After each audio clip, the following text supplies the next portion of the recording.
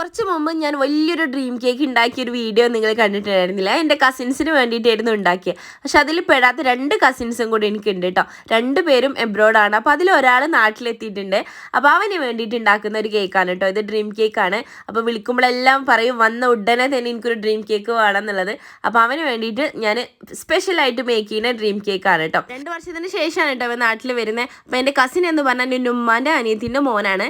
അപ്പോൾ വന്നപ്പോൾ ഒരുപാട് ചോക്ലേറ്റ്സും മോന് ഡ്രസ്സും എല്ലാം കൊണ്ടുവന്നിട്ടുണ്ടായിരുന്നു. വാൻ ഹോട്ടലിന്റെ ചോക്ലേറ്റ് വെച്ചിട്ടാട്ടോ നമ്മൾ കേക്ക് ഫുള്ളായിട്ട് ചെയ്തിട്ടുള്ളത്. കേക്ക് കഴിച്ചതിന് ശേഷം ഭയങ്കര അടിപൊളി ഫീഡ്ബാക്ക് ഒക്കെ തന്നിട്ടോ. എനിക്ക് ഒരുപാട് സന്തോഷമായി.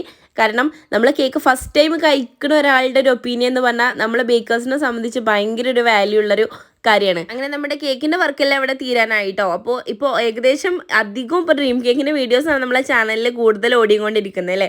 വേറെ ഒന്നും കൊണ്ടല്ല, ഓർഡേഴ്സ് വരുന്നത് കൂടുതലും ഇപ്പോൾ ഡ്രീം കേക്ക് ആയതുകൊണ്ടാണ് കേട്ടോ. അപ്പോൾ ഇത്രയുള്ളൂ ഇന്നത്തെ വിശേഷം. Okay bye.